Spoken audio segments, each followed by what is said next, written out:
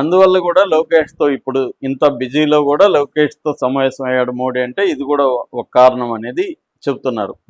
రెండవది 17th సెప్టెంబర్కి మోడీకి 75 ఏళ్ళు నిండుతాయి. 1950 17th సెప్టెంబర్లో ఆయన పుట్టాడు. 75 ఏళ్ళు వాళ్ళ రూల్ ఏం పెట్టుకున్నారు బీజేపీలు అంటే 75 ఏళ్ళు నిండిన వాళ్ళు పదవులు చేపట్టకూడదని రూల్ పెట్టుకున్నారు. అద్వానీ కానీ మురళీమోహన్ జోషి కానీ ఇలాంటి చాలామందికి 20 నుంచి 30 మంది లీడర్లకి పదవులు ఇవ్వలేదు. ఎందుకంటే వాళ్ళు 75 ఏళ్ళు అయిపోయిందని. కానీ అదే సందర్భంలో మోహన్ భగవత్ ఆర్ఎస్ఎస్ చీఫ్ కూడా 75 ఏళ్ళ తర్వాత విరమించుకో పదవులలోకి వెళ్ళకూడదని కూడా మధ్య స్టేట్మెంట్ ఇచ్చాడు. సో ఈ నేపథ్యంలో మోడీకి ఒక ఇబ్బంది అయితే రేపు ఎదురవబోతుంది ఇంటర్నల్గా. సో దాన్ని ఎలా డీల్ చేయాలనే ఒక టెన్షన్ ఉంది. అందుకని మోడీ ఎప్పుడూ లేనిది మణిపూర్ ఇప్పటి వరకు పార్లమెంట్లో దీని మీద పెద్ద రగడ జరిగినా కూడా ఆయన మణిపూర్కి వెళ్ళలేదు అల్లర్లు స్టార్ట్ అయినాక. ఇప్పుడు 13వ తేదీ అలాగా మణిపూర్కి వెళ్ళే అవకాశం ఉంది. ఇంకా అఫీషియల్గా అనౌన్స్ చేయలేదు కానీ వెళ్ళబోతున్నారు అనేది కన్ఫర్మ్.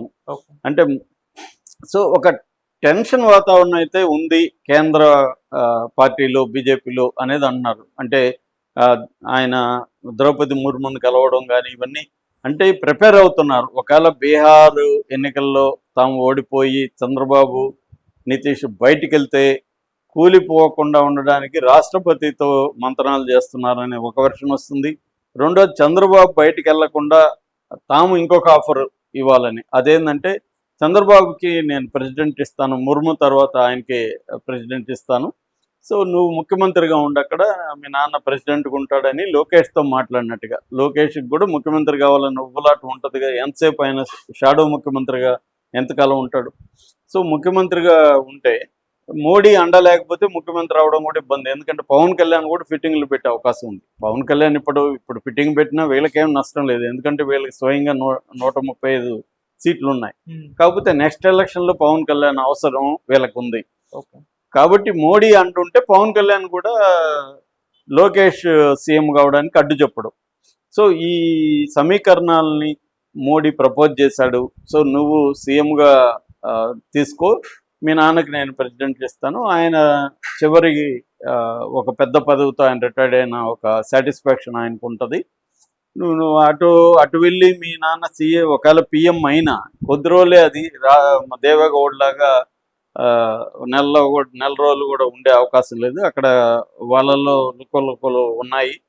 ఒక పక్క కేజ్రీవాల్, ఒక పక్క మమతా బెనర్జీ ఇలాంటి వాళ్ళంతా పోటీకి వస్తారు, శరద్ పవార్ ఇలాంటి వాళ్ళు.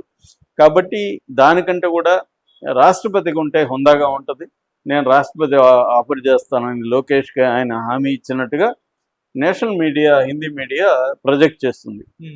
అంటే ఇది వినడానికి ఏమో మనకి అంటే ఇక్కడ ఆంధ్ర పాలిటిక్స్ తెలిసిన వాళ్ళకి నవ్వేస్తారు, ఇది ఎప్పుడు జరగదు అది ఇదని. మొన్న ప్రధానమంత్రి అంటే కూడా నవ్వుతున్నారు. కానీ ఏమైనా జరగచ్చు రాజకీయాల్లో ఎప్పుడైనా కూడా. మనం అనుకున్నట్టే ఇప్పుడు బీజేపీతో చంద్రబాబు పొత్తు పెట్టుకుంటున్నాడు ఎవరన్నా అనుకున్నారా? ఆయన అరెస్ట్ చేసినప్పుడు ఇది బీజేపీనే జయించిందని అందరూ అనలేదా? మరి పొత్తు పెట్టుకోలేదా అక్కడ? కాబట్టి అంతకుముందు బీజేపీ నుంచి బయట వచ్చి కాంగ్రెస్తో పొత్తు పెట్టుకుంటాడు చంద్రబాబుని ఎవరన్నా అనుకున్నారా? కాబట్టి ఇవేంటంటే రాజకీయాల్లో ఏమైనా జరగచ్చు. ఇక్కడ రేవంత్ రెడ్డి వస్తాడు సీఎంగాని ఎవరన్నా అనుకున్నారా? కాబట్టి ఈయన రేపొద్దున్న రాష్ట్రపతి కాడని, లోకేష్ సీఎం కాడని ఎవరు కూడా గ్యారంటీ అయితే ఇవ్వలేరు. ఎందుకంటే మోడీకి కానీ అమిత్ షా వాళ్ళని గమనిస్తుంటే గత కొంతకాలంగా కొంత టెన్షన్ పడుతున్నట్టుగా అర్థమవుతుంది. సో ఇంటా బయట కొన్ని ఇబ్బందులు అయితే మొదలైనాయి మోడీకి. ఎకనామీ ఇబ్బందులు ఉంది, జీడిపి రేటు కొంత ఇది ఉన్నా కూడా రూపీ వాల్యూ పడిపోవడం, నిరుద్యోగం పెరగడం, ఇటువంటి ఇబ్బందులు ఉన్నాయి. రెండోది మనకి ఎగుమతుల మీద 50% విధించడం. సో ఈ ఇబ్బందులు ఉన్నాయి. ఈ ఇబ్బందుల నుంచి అటు బయటపడాల్సి ఉంది. ఇక్కడ ఇంటర్నల్గా ఏమంటే బీజేపీలోనే 75 ఏళ్ళు నిండిన తర్వాత మోడీ ఎలా ఉంటాడు అన్న క్వశ్చన్ వచ్చే అవకాశం ఉంది. సో ఎప్పుడైతే వీక్ అయినాడు అనుకో మోడీ, అంటే చంద్రబాబు కానీ బయటకు వచ్చి నితీష్ బయటకు వచ్చారనుకో, విత్ ఇన్ ద పార్టీలో కూడా బీజేపీలో కూడా అసమ్మతి పెరిగే అవకాశం ఉంది. సో ఇలాగా అవన్నీ ఆలోచించి మోడీ చంద్రబాబుని ఎట్టి పరిస్థితుల్లో కూడా బయటికి వెళ్ళనీయకుండా చూసుకోవడానికి ప్రయత్నిస్తున్నట్టుగా చెప్తున్నారు. అది ఎంతవరకు కరెక్ట్ అనేది మనకి కొంతకాలంలో తెలిసిపోతుంది.